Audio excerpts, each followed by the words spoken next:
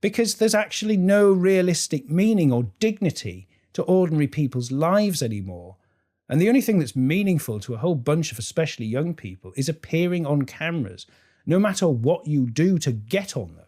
You just want people's eyeballs on you. Feminism has liberated women from womanhood. The technological progress of things like abortion and birth control and plastic surgery and so on has so grotesquely distorted the idea of what it is to be a woman that it's no surprise that when you ask liberals what one is, they can't tell you. What is a woman? What is a woman? A woman is someone who claims that as their identity. It could be many things to many people. It's not just forbidden to say that's a woman and that's a man. I think they're so baffled nowadays because there's a jumble of rights.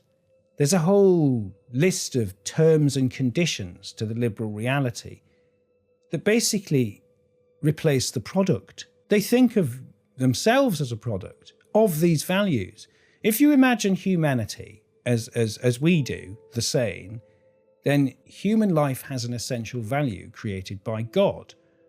And that requires a certain degree of dignity and justice from the state in the way it organises its economy and dispenses its justice. Otherwise, it's not legitimate. That's what the Catholic social teaching tells you, which is a guide to restoring our complete civilizational reality and to stop you going insane as well. I suggest you read it. It will help you not to go mad. It will remind you of what reality is, and what sanity is, and how we can get back to normal. But instead of that, you have all these insane beliefs, which are rules-based, that what you have instead of the basic essential value of human life and human dignity is you have a product that's been extremely well marketed, that has some kind of orange face, with teeth that are brilliant white and all exactly alike, with those kind of like maybe tattooed eyebrows on. You've got this shocking parody of humanity on this product box. And when you open it up, there's nothing in the box except a bunch of terms and conditions. And the terms and conditions are endless. They're endless. And they don't make sense.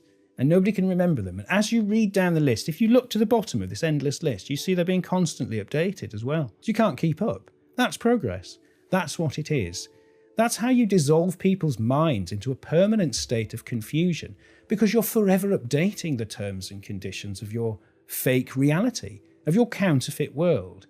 It was Walter Lippmann who helped to found the Council on Foreign Relations in the 1920s, who said we should use the mass media, we, the liberal elite, to create what he called a pseudo-reality in the minds of the public. So then we can shape what they want and what they believe and what they think their lives are about. And we can tell them that we're the best people to rule them, because we always will, because there'll be a permanent ruling class. And that will be the liberals. Well, now it isn't. The situation that you inhabit now is called detransition by me for a good reason. We are all pulling off the wig. We are discovering dignity in place of wignity. We are rejecting the commonplace evil, and we are demanding the restoration of the common good.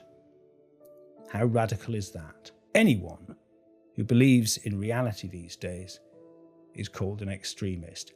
I'm going to leave you with another term. People like me are factists.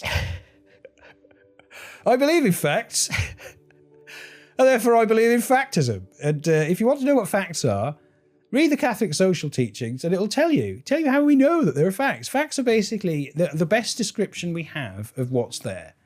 That's roughly what St. Thomas and St. Augustine said, St. Thomas Aquinas. That's the wisdom of the Catholic social teaching. It will tell you what the basis of reality is. It will tell you how we know what's real.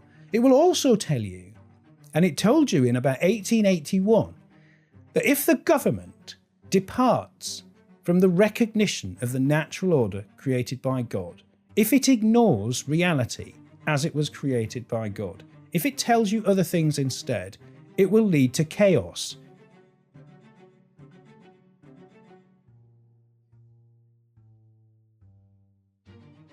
The reason why things are so insane now is because we lived in a civilizational experiment.